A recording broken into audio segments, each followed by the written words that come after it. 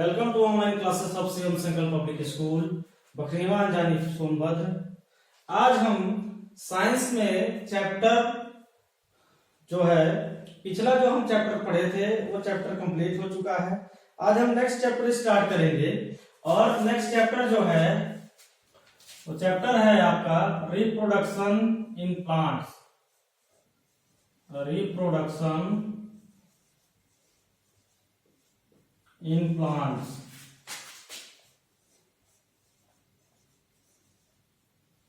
इसका हम पार्ट 1 आज पढ़ेंगे, ठीक है। इससे पहले हम इससे पिछला वाला जो चैप्टर पढ़े थे वो चैप्टर जो था वो transportation in plants and animals का था, जो पूर्ण रूप में कंप्लीट हो चुका है। और उसका एक्सरसाइज क्वेश्चन जो है वो आपको पीडीएफ के रूप में आपके व्हाट्सएप ग्रुप पर भेज दिया गया है। बाकी हम आज देखते हैं रिप्रोडक्शन इन प्लांट्स।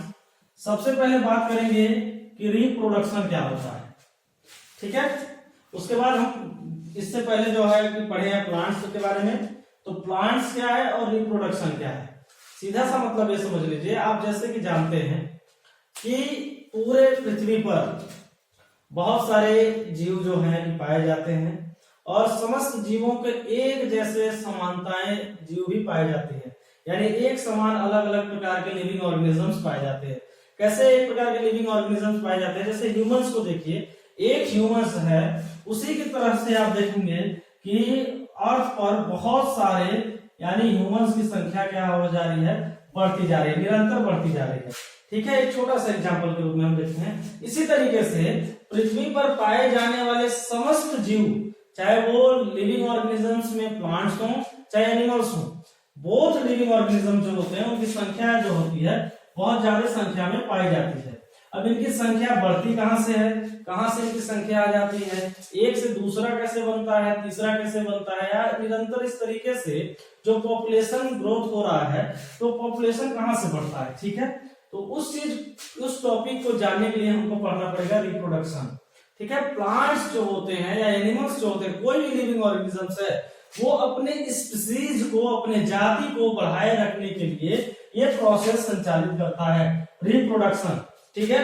अपने अस्तित्व को बनाए रखने के लिए, यानी कि सीधा सा मतलब समझ लीजिए कि पृथ्वी पर पाया जाने वाला समस्त प्राणी, चाहे वो कोई भी हो, चाहे वो जीव हो, चाहे वो लिविंग ऑर्गेनिजम्स में कोई भी प्लांट्स हो चाहे एनिमल्स हो, सबको एक दिन क्या होता है, उनकी जीवन अवधि एक दिन समाप्त हो जाती है और जीवन अवधि समाप्त होने के बाद मृत्यु को प्राप्त कर लेते हैं।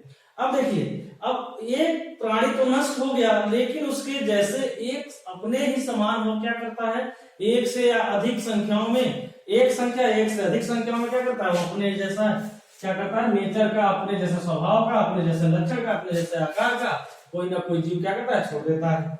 अब वो जो जीव होता है, वो जो जीव है कैसे आया, कहां से आया, किस प्रोसेस के द्वारा आया, तो साइंस में उस प्रोसेस को हम पढ़ते हैं रिप्रोडक्शन के द्वारा। यानी कि कोई भी जीव जो होता है, रिप्रोडक्शन क्या होता है, ऐसा प्रोसेस है जिसमें कोई भी लिविंग ऑर्गेनिज्म अपने ही समान संतान उत्पन्न करता है, ठीक है।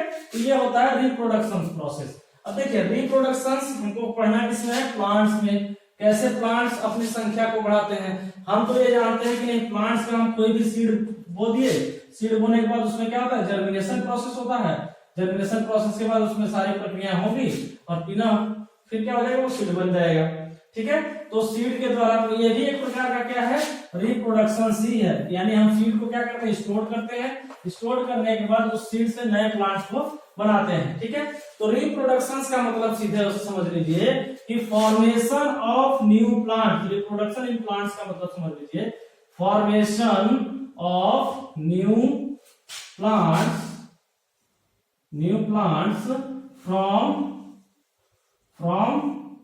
Parents plant. कहां से, पेरेंट्स प्लांट से नए प्लांट्स का बनना क्या कहलाता है, रिप्रोडक्शन इन प्लांट्स कहलाता है, ठीक है। Formation of new plant from कहां से, पेरेंट्स प्लांट से। मान लीजिए एक कोई पेरेंट्स प्लांट है, ठीक है, पेरेंट प्लांट मान लिया हम। अब इससे क्या हुआ, 1 2 3 जितने भी संख्या में नए बन गए, कोई जरूरी नहीं है कि निश्चित संख्या हुई, कोई भी संख्या हो गया, तो इनको हम मान लिया क्या, ये है न्यू प्लांट्स, न्यू प्लांट्स। अब ध्यान से समझिए, ये रहा पेरेंट्स प्लांट्स, और इससे जो बने हुए हैं ये सभी के सभी क्या है, ये है न्यू प्लांट्स। अब देखिए ये एक प्लांट की तरह दिख नहीं रहा है, हालांकि बस हम इसको इंडिकेट कर दिए हैं, मान लीजिए। अगर नहीं मान सकते तो आपको हम प्लांट की तरह ही बना दे रहे हैं, ठीक है। ये मान लीजिए एक प्लांट्स हो गया, ठीक। अब यहां पर भी क्या हो गया, छोटे छोटे बहुत सारे प्लांट्स हो गए, क्या हो गया, ये भी प्लांट्स हो गया, ये भी प्लांट्स हो गया, ग्रास हो गया मान लो। अब देखिए एक प्लांट से बहुत सारे प्लांट्स जो बन जाते हैं, इसी फॉर्मेशन ऑफ प्लांट्स को हम क्या कहते हैं, रिप्रोडक्शन इन प्लांट्स। यानी कि सीधा सा मतलब ये समझ लीजिए कि एक पेरेंट प्लांट से बहुत सारे प्लांट्स का बनना ही रिप्रोडक्शन कहलाता है। इससे क्या होता है, रिप्रोडक्शन से फायदा क्या है, पहला चीज तो अपने स्पीसीज को बचाना। कोई भी जीव जो है वो पृथ्वी पर रिप्रोडक्शन इसीलिए करता है कि वह अपने अस्तित्व को बनाए रखे, अपने स्पीसीज को बचाए रखे, अपने जाति को बचाए रखे, ठीक है। तो वो क्या करते हैं, रिप्रोडक्शन करते हैं, ठीक है। आगे हम देखते हैं इसमें कि formation of new plants from parent plant known as reproduction in plants, ठीक है, known as reproduction in plants. अब देखिए आगे हम देखते हैं कि रिप्रोडक्शन क्या है। हमने इतना तो बता दिया कि रिप्रोडक्शन इन प्लांट्स क्या है, आप सीधे समझ लीजिए फॉर्मेशन ऑफ न्यू प्लांट्स। तो इसी तरीके से formation of new species known as reproduction, ठीक है। पेरेंट स्पीसीज से, पेरेंट से नए स्पीसीज का क्या होना, बनना ही क्या है, रिप्रोडक्शन है। अब इसके टाइप्स के बारे में हम पढ़ते हैं, तो रिप्रोडक्शन को मेनली 2 टाइप्स में डिवाइड किया गया है। पहला है एसेक्सुअल रिप्रोडक्शन, एसेक्सुअल रिप्रोडक्शन, और दूसरा है सेक्सुअल रिप्रोडक्शन।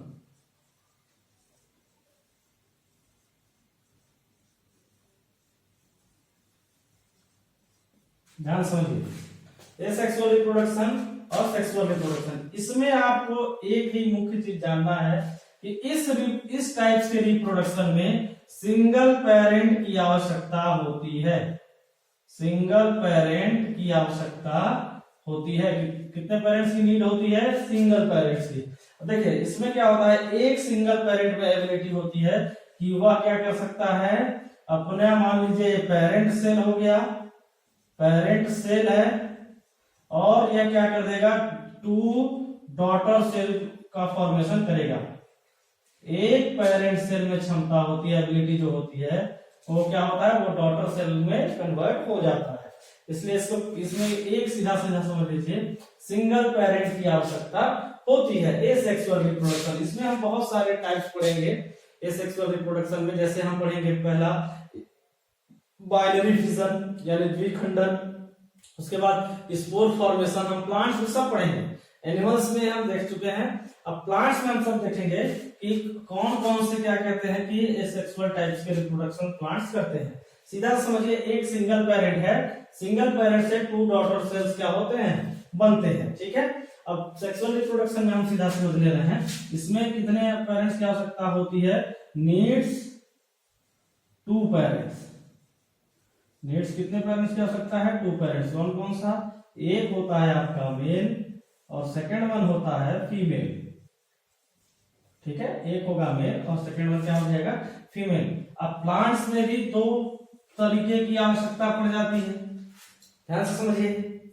अब प्लांट्स में मेल और फीमेल की आवश्यकता पड़ती है, तो जब प्लांट्स में मेल और फीमेल जो क्या कहते हैं प्लांट्स होते हैं, और वो न्यू फॉर्मेशन जब करेंगे, न्यू फॉर्मेशन करेंगे किसी नए प्लांट्स का, ठीक है, नए प्लांट्स का, तो उसे हम कहते हैं सेक्सुअल रिप्रोडक्शन। इसमें सीधा सा मतलब समझ लीजिए, सिंगल पेरेंट की आवश्यकता होती है, इसमें 2 पेरेंट्स की आवश्यकता होती है। ये भी 2 पेरेंट क्या करता है कि नया प्लांट्स फॉर्मेशन करता है, ये भी नया प्लांट्स फॉर्मेशन करता है।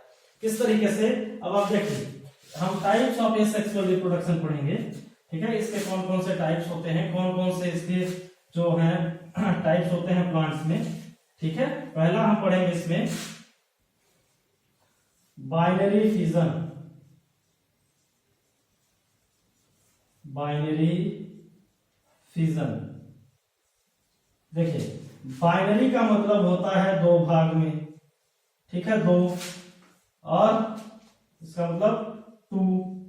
फिजन का मतलब होता है खंडन करना, तोड़ना, विभाजन करना, ठीक है, डिवाइड करना, सीधा सा मतलब है डिवीजन, ठीक है।